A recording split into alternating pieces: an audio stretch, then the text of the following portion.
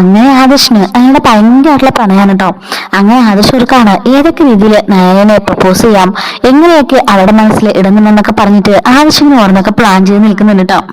അങ്ങനെ രാവിലെ നയന അടുക്കളയിലേക്ക് പോയിരിക്കാണ്. ഈ സമയത്ത് ആദർശ് ഓഫീസിലേക്കൊക്കെ പോകാൻ വേണ്ടിയിട്ട് കൂടെ കഴിഞ്ഞ് റെഡിയായിട്ട് നിൽക്കാണ് കേട്ടോ. ആദർശ് ഓർക്കുന്നുണ്ട് എന്തായാലും ഇപ്പൊ നയന കയറി വരും ഡ്രസ്സൊക്കെ എടുത്ത് തരാൻ വേണ്ടിയിട്ട്, അപ്പൊ അവൾക്ക് എന്തെങ്കിലും ഒരു സർപ്രൈസ് കൊടുക്കണം എന്നൊക്കെ പറഞ്ഞിട്ട് ഇങ്ങനെ ആലോചിച്ച് നിൽക്കുന്നുണ്ട്.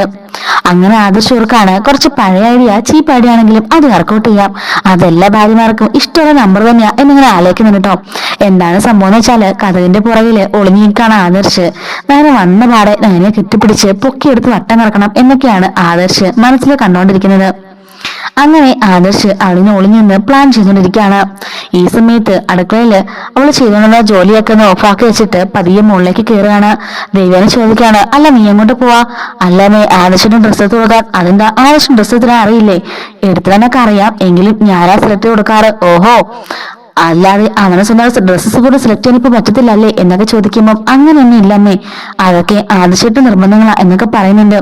ആ, ഞാൻ നോക്കിക്കോളാം, എനിക്ക് അത്യാവശ്യം കുറച്ച് ക്യാഷിന് കയറി സംസാരിക്കാനുണ്ട്, അതുകൊണ്ട് ഞാന് മോളിലേക്ക് പോവാ, നീ അവിടെ നിന്ന് പാചകം ചെയ്തോ എന്ന് പറയുന്നുണ്ട്. ശരി അമ്മേന്നും പറഞ്ഞിട്ട് അവള് വീണ്ടും അടുക്കളയിലേക്ക് പോവാണ്. അപ്പം അവള് ഈ ക്യാഷിന്റെ കാര്യം സംസാരിക്കാൻ വേണ്ടിട്ട് ദേവയാനി പതിയെ ആദർശിന്റെ മുറിയിലേക്ക് ചെല്ലുന്നുണ്ട് കേട്ടോ.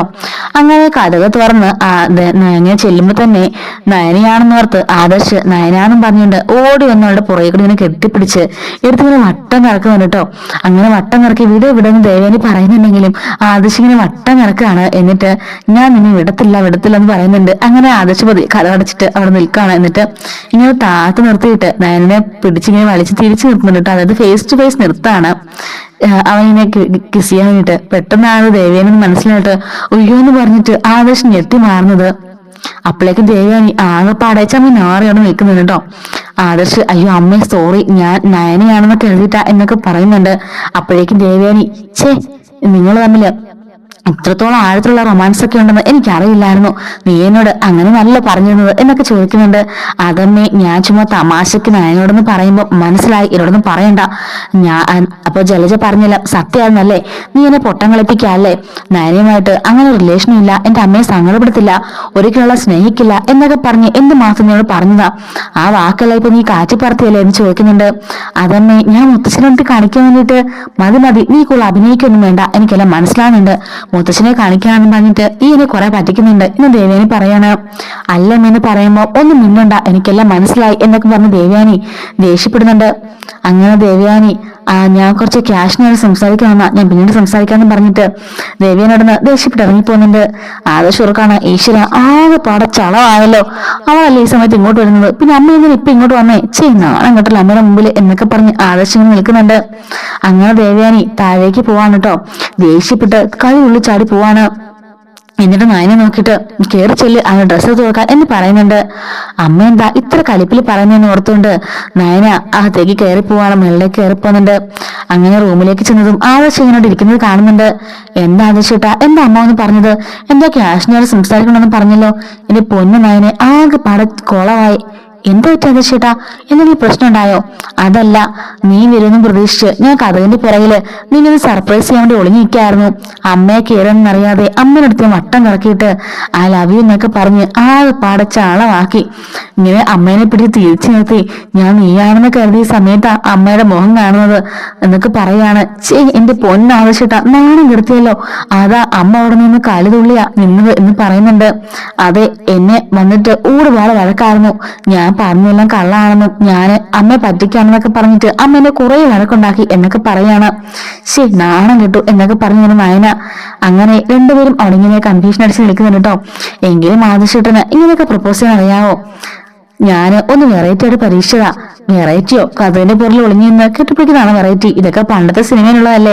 ആദർശ് പറയാണ്, എത്ര പഴയ ടെക്നിക്ക് ആണെങ്കിലും ഓരോ ഭാര്യമാർ ചെയ്യുമ്പോഴും അതിനൊക്കെ ഒരു പുതുമയൊക്കെ അല്ലേ, ഓരോ കപ്പിൾസ് ചെയ്യുമ്പോഴും ഓരോ പുതുമയുണ്ടാവും എന്നൊക്കെ പറയുന്നുണ്ട്. എന്തായാലും ആകെപ്പാടെ ചളമായല്ലോ എന്നൊക്കെ പറഞ്ഞ് നയന ചിരിക്കാണ്. എന്നിട്ട് ആദർശനുള്ള ഡ്രസ്സൊക്കെ എടുത്തു കൊടുത്തിട്ട് നയന പോകാൻ പോകുമ്പോഴേക്കും ആദർശ് തന്റെ കയ്യിൽ പിടിക്കുന്നുണ്ട്. എന്നിട്ട് പറയാണ്, എന്തായാലും ചളയായി അമ്മയ്ക്ക് മനസ്സിലാവുകയും ചെയ്തു. ഇനിയിപ്പോ വിട്ടുകൊടുത്തിട്ട് കാര്യമൊന്നുമില്ല എന്നും പറഞ്ഞിട്ട് നയന ആദർശ് ചേർത്ത് നിർത്തുന്നുണ്ട്. അല്ല എന്തായാലും ഉദ്ദേശം ചോദിക്കാണ് നയന. എനിക്ക് അടുക്കള ഒരുപാട് ജോലിയുണ്ട്, എങ്കിലും കുറച്ചു നേരം നിന്റെ അടുത്ത് ഇങ്ങനെ നിൽക്ക്. നിന്നെ കണ്ടോണ്ട് നിൽക്കുമ്പോൾ എനിക്ക് പ്രത്യേക ഒരു മനസ്സുക എന്നൊക്കെ പറയുന്നുണ്ട്. അങ്ങനെ ആദർശ് നയനെ ചേർത്ത് പിടിച്ച് ആ ഇടുപ്പിനെ ഇങ്ങനെ കെട്ടിപ്പിടിച്ച് നിൽക്കുന്നുണ്ട്. അങ്ങനെ രണ്ടുപേരും കുറെ നേരം മുഖത്തോട് മുഖം നോക്കി ഇങ്ങനെ നിൽക്കാണ് കേട്ടോ. അപ്പോഴേക്കും പതിയെ ആദർശ് നയയുടെ കഴുത്തോട് ഇങ്ങനെ കൈയിട്ടതിന് ശേഷം അവളെ ഇങ്ങനെ കവളത്തിന് കിസ് ചെയ്യുന്നുണ്ട്. എന്നിട്ട് രണ്ട് കവളിലും ഇങ്ങനെ കൈ വെച്ചിട്ട് മാറി മാറി നയനെ കിസ് ചെയ്യുന്നുണ്ട് കേട്ടോ. എന്നിട്ട് പറയാണ് ആദർശൊന്ന് പോയേ, ഞാൻ അടുക്കളയിലേക്ക് പോട്ടെ എന്ന് പറഞ്ഞിട്ട് നയനെ പെട്ടെന്ന് വിളിച്ചിട്ട് അവിടെ നിന്ന് ഓടിപ്പോകുന്നുണ്ട് കേട്ടോ.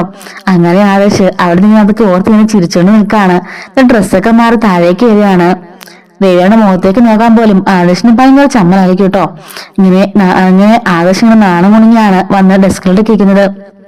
അപ്പോഴേക്കും മുത്തശ്ശൻ ചോദിക്കാണ്, എന്താണ് മോനെ ഓ താകപ്പാടെ ഒരു സന്തോഷമായി കാണുന്നുണ്ടല്ലോ, എന്താ സംഭവം? എന്തോ കിട്ടാനുള്ള എന്തോ വലിയ നിധി കിട്ടിയ പോലുണ്ടല്ലോ എന്നൊക്കെ പറയുന്നുണ്ട്. അപ്പോഴേക്കും ദേവന് പല്ല് കടിച്ചവിടെ നിന്ന് നിൽക്കുന്നുണ്ട്. ഈ സമയം നയന ആദർശിട്ട ബ്രേക്ക്ഫാസ്റ്റ് എന്നൊക്കെ പറഞ്ഞിട്ട് നയനോട് തരുമ്പോഴേക്കും നയനയുടെ മുഖത്തേക്ക് തന്നെ ആദർശിനെ നോക്കി നിൽക്കാണ്. പരിസരം മറന്ന് നയന ഇങ്ങനെ ആദർശിനെ നോക്കി നിൽക്കുന്നുണ്ട്. അപ്പോഴേക്കും മുത്തശ്ശൻ ഇങ്ങനെ ഡെസ്കിൽ നിന്ന് കൊട്ടിയിട്ട് ഡാ മതി മതി ബ്രേക്ക്ഫാസ്റ്റ് കഴിക്ക്, പിന്നെ സൈറ്റ് അടിക്കാം എന്നൊക്കെ പറയുമ്പോഴേക്കും പെട്ടെന്ന് നയന അങ്ങ് അകത്തേക്ക് കയറിപ്പോവാണ്. ആദർശാണെങ്കിലും പോ മുത്തശ്ശാന്നും പറഞ്ഞിട്ട് അവിടുന്ന് ബ്രേക്ക്ഫാസ്റ്റ് കഴിക്കുന്നുണ്ട്. അല്ലടാ നിന്റെ അമ്മയൊന്നും അറിയുന്നില്ലേ? നിന്റെ അമ്മ നേരത്തെ നിന്റെ മിണ്ടാമൊഴി സമ്മതിക്കില്ലായിരുന്നല്ലോ, ഇപ്പയോ റൊമാൻസ് വെക്കാണ്ട് നിന്റെ അമ്മയുടെ അഭിപ്രായം എന്നൊക്കെ ചോദിക്കുമ്പോ ഒന്നും പറയണ മുത്തശ്ശ, ആകെ പാടെ കോളവായ എന്നാ സംഭവിച്ചെന്ന് ചോദിക്കാണ് മുത്തശ്ശി മുത്തച്ഛനോട്. എന്റെ പൊന്നു മുത്തശ്ശ, ഞാൻ നയനയ്ക്കൊരു സർപ്രൈസ് കൊടുക്കാനായിട്ട് കഥവിന്റെ പിന്നാലെ ഒളിഞ്ഞു നിൽക്കായിരുന്നു. നയന വന്നപാടെ അവളെ കെട്ടിപ്പിടിച്ച് വട്ടം കറക്കിയിട്ട് ഒരു ഐ ലവ് യു പറയാനായിട്ട് അങ്ങോട്ടേക്ക് കയറി വന്നതോ അമ്മയാണെന്ന് കരുതാതെ ഞാൻ ഓടിച്ചെന്ന് എടുത്തു പൊക്കി വട്ടം കറക്കി ഐ ലവ് യു എന്നും പറഞ്ഞു. അങ്ങനെ ആകെപ്പാടെ നാണക്കേടായി. അപ്പോഴേക്കും നയനയോട് എനിക്ക് ഭയങ്കര ഇഷ്ടമാണെന്നൊക്കെ പറഞ്ഞിട്ട് അമ്മ അവിടെ നിന്ന് ദേഷ്യപ്പെട്ട് ഇറങ്ങിപ്പോയെന്ന് പറയുന്നുണ്ട്. അപ്പോഴേക്കും മുത്തശ്ശൻ പറയാണ്, ഞാൻ ഈ വർഷം കേരളത്തിൽ വെച്ച് ഏറ്റവും നല്ല തമാശയായത് എന്നും പറഞ്ഞിട്ട് മുത്തശ്ശൻ പൊട്ടിച്ചിരിക്കുന്നുണ്ട്. എന്നിട്ട് ആദർശ് പറയാണ്, മുത്തശ്ശ പയ്യെ ഇനി അമ്മ എങ്ങനെ അറിഞ്ഞാൽ അത് മതി മിണ്ടാതിരിക്കുന്നു പറയുന്നുണ്ട്. എങ്കിലും എന്റെ മോനെ നിനക്ക് ഇങ്ങനെ അബദ്ധം പറ്റില്ല എന്ന് പറഞ്ഞിട്ട് മുത്തശ്ശൻ ചിരിക്കുന്നുണ്ട്. ജയൻ ചോദിക്കാണ്, അല്ല എന്താ അവിടെ മുത്തശ്ശനും കൊച്ചുമോനുമായിട്ട് ഭയങ്കര സന്തോഷത്തിലാണല്ലോ, അച്ഛന് ഒരുപാട് നാളുകൂടിയാണല്ലോ ഇത് പൊട്ടിച്ചിരിക്കുന്നത് എന്നൊക്കെ പറഞ്ഞ് ജയൻ ചോദിക്കുന്നുണ്ട്. നീ കേട്ടോടാ ഇത് വലിയൊരു സംഭവം ഉണ്ടായെന്ന് പറയാണ്. ആദർശാണല്ലോ മുത്തശ്ശ എന്താ എനിക്ക് പറയാതെ എന്ന് പറയുന്നുണ്ട്. അവനോട് അറിയട്ടടാ, അവന് ചെയ്ത കാര്യങ്ങളൊക്കെ തന്നെയല്ലേ എന്നും പറഞ്ഞിട്ട് പറയുന്നുണ്ട്. ഇതുപോലെ നിന്റെ മകൻ കഥയുടെ പുറകിൽ ഒളിഞ്ഞിരിക്കായിരുന്നു നയനെടുത്ത് വട്ടം കറക്കാനായിട്ട്. പക്ഷെ ചെന്ന് കയറിയതോ അവന്റെ അമ്മ. അങ്ങനെ ദേവേനെടുത്ത് വട്ടം കറക്കി അവൻ ഐ ലവ് യു പറഞ്ഞു എന്ന് പറയുന്നുണ്ട്. അപ്പോഴേക്കും എന്റെ പൊന്നടാ, ഇതൊക്കെ ഞാൻ പണ്ടേ പരീക്ഷിച്ചതാ, നിന്റെ അമ്മയ്ക്ക് ഇതൊക്കെ നല്ല എക്സ്പീരിയൻസാ, ഞാൻ ഒരുപാട് എടുത്ത് വട്ടം കറക്കുന്നുണ്ട്. പിന്നെ ഇപ്പൊ അവളെടുത്ത് വെക്കാനുള്ള ആരോഗ്യമൊന്നും എനിക്കില്ല, അവക്ക് ഇച്ചിരി വെയിറ്റും കൂടി പോയി എന്നൊക്കെ പറഞ്ഞ് ജയൻ കളിയാക്കി ചിരിക്കുന്നുണ്ട്. അപ്പൊ ഇതൊക്കെ ദേവേനെ കേൾക്കുന്നുണ്ട് കേട്ടോ. ദേവേനെ കലിപ്പിച്ചു ഉള്ളി മുറിയിലേക്ക് പോവാണ്. ജയൻ പറയാണ്, അവളുടെ ഭാവമൊന്നും നീ കണക്കാക്കണ്ട, ഞങ്ങളൊക്കെ ഇതുപോലുള്ള ഒരുപാട് റൊമാൻസുകൾ കഴിഞ്ഞിട്ടാ ഇവിടം വരെ എത്തിയത്. നീ ഇപ്പൊ തുടങ്ങിയതല്ലേ ഉള്ളൂ. എത്ര ന്യൂ ജനറേഷൻ എന്ന് പറഞ്ഞാലും പഴയ ടെക്നിക്സ് തന്നെയാ എല്ലാ ഉമാർ ഉപയോഗിക്കുന്ന അല്ലേച്ചാന്നും പറഞ്ഞിട്ട് ജയൻ അവിടുന്ന് കളിയാക്കി ചിരിക്കുന്നുണ്ട് കേട്ടോ. അങ്ങനെ ആദർശം കഴിച്ചു നിന്നിട്ട് പതിയെ പ്ലേറ്റുമായിട്ട് അവിടുന്ന് വലിഞ്ഞു പോകുന്നുണ്ട്. ഇതിന്റെ ബാക്കി വീഡിയോസ് ഒക്കെ നമ്മൾ ഉടനെ അപ്ലോഡ് ചെയ്യുന്നതായിരിക്കും. മിസ്സായിരിക്കാൻ ചാനൽ സബ്സ്ക്രൈബ് സപ്പോർട്ട് ചെയ്യണേ. Thanks for watching.